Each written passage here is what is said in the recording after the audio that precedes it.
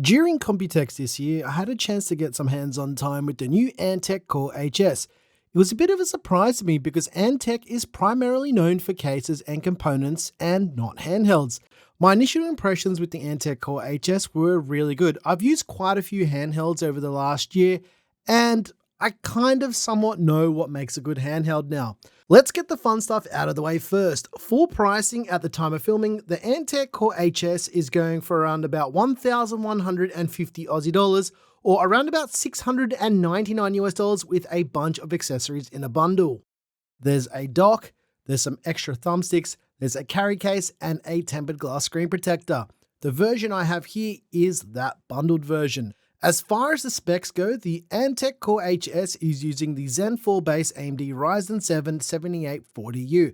It's an 8-core and 16-threaded processor with a base clock of 3.3 GHz and should boost to around 5.1 GHz at full tilt. This one here has 32 gigs of LPDDR5X memory. Driving the display is the Radeon 780M. The display itself is a 6-inch 60Hz 1080p touchscreen IPS panel with a max brightness of 400 nits. For storage, the Core HS has a 2TB PCIe Gen 4 M.2 SSD and can be upgraded, but it is a very challenging handheld to get into.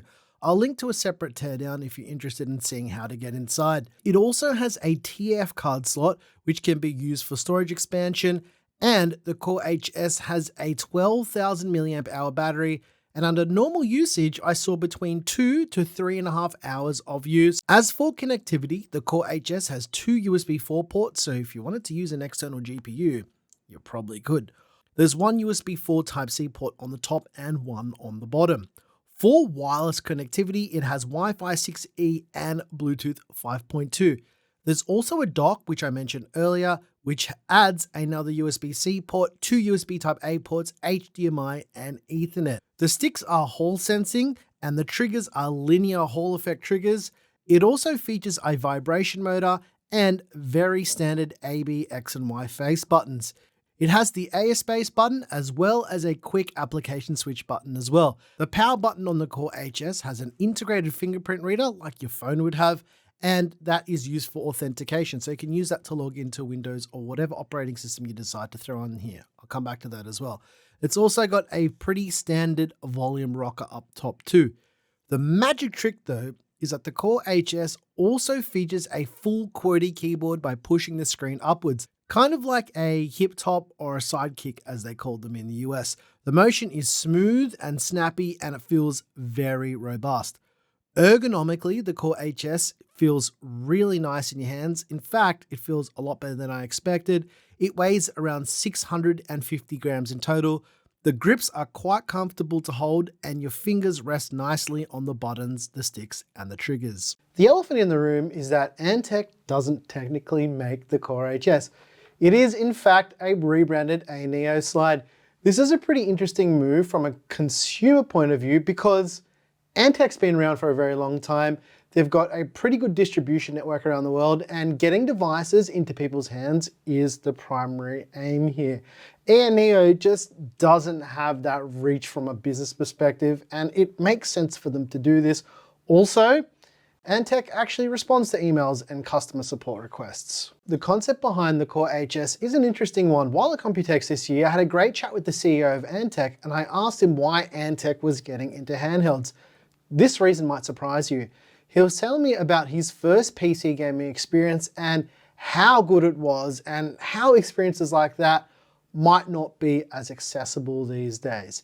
He has young children and they're used to touch devices, as with most kids are these days. And he said that making a handheld PC with PC games would make for a really accessible, memorable, and just a cool first PC gaming experience.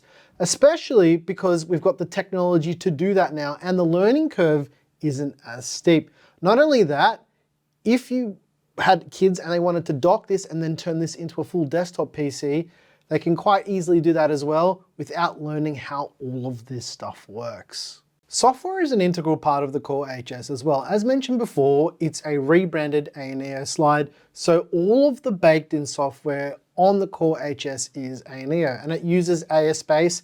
That's the native launcher for the device, and as far as launchers go, especially for these handhelds, I gotta say, ASpace is really nice. Every setting you would ever need is right there and allows you to do anything that you want, whether it be remapping some buttons or managing games or changing and tweaking the performance profile. It does this very well. You can also switch to desktop mode quite easily too. It's a single button press, just like this, right? See how easy that was? And the fact that Antec partnered with ANEO for this kind of stuff kind of means that Antec doesn't need to reinvent the wheel. So again, this is a pretty smart move for them to partner with a company like ANEO that's been doing it for a little while. As far as handhelds that run Windows, I've said this before, Windows isn't really the best platform for all this, but the ASpace app makes it a bit more bearable. My hope is that Valve eventually supports this device, given that they've officially acknowledged that there's a SteamOS version coming to the ROG Ally and the Ally X. You can probably install Bazzite on here too, but I think that's a topic for another video. Let us know if you want to see me try that on the Core HS, because then we'll give it a go.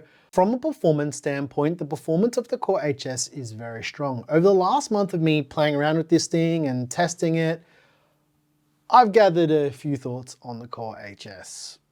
When it comes to native gameplay on the Core HS, the performance varies depending on the power mode, which is pretty standard for a handheld. For example, in Forza Horizon 5, the game runs smoothly at around about 80 to 100 FPS while plugged in, or on battery in extreme mode. The performance drops slightly when running in balance mode to around 70 to 80 FPS, and in power saving mode, it'll run at around a cinematic 24 frames per second, which is pretty normal for these handhelds. The ability to switch power profiles on the fly is a nice touch by using that ASpace button on the side. In Cyberpunk 2077 in the extreme mode, we use the Steam Deck preset just to get a bit of an idea of what it's like to have an optimized experience. And with the Core HS, you see around about 50 to 60 frames per second, which is quite good.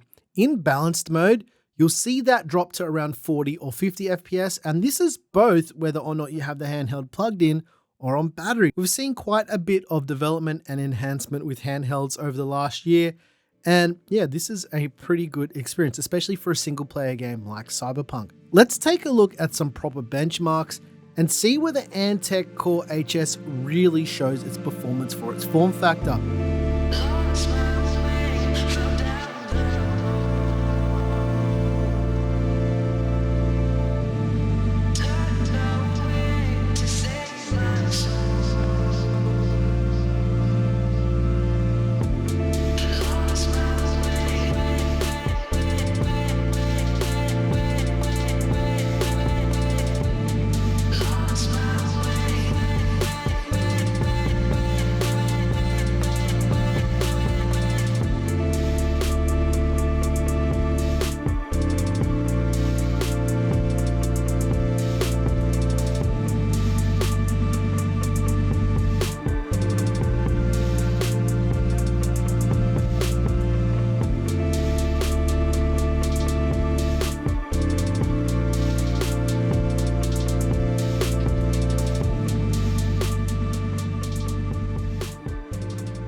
When running games at 1080p on low or medium settings, this will typically yield the best results, especially in balance mode on battery power.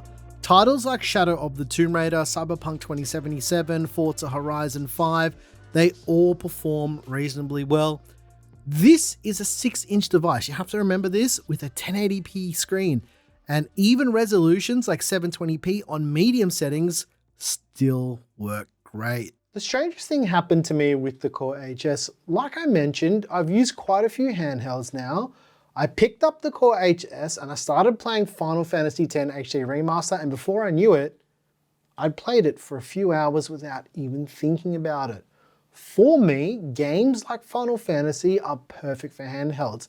This is the kind of title that I kind of did the same thing with on the PS Vita. I picked it up and I just didn't realize I was playing it for so long. The strangest reason for all of that is when the screen is popped up, it feels more natural to me as the screen is elevated above the controller And it just means that if you really want to get access to the keyboard, it's right there if you need it. Not that you probably will need the keyboard, but like it's there. The Antec Core HS is an interesting device, and I think it's even more of an interesting collab between A&E and Antec. This is the first time with a handheld where I felt like for the games that don't involve me being a sweaty nerd, I can almost just not use my gaming PC at all, because when the screen is this size, you can't really tell what quality you're playing your games at with the graphical settings. And the frame rates are really good. And even if you wanted to use this as a desktop PC or a regular PC, you can just drop it in the dock. I really like the Core HS. I didn't expect to like it as much as I did. And I think you guys are gonna like this one too.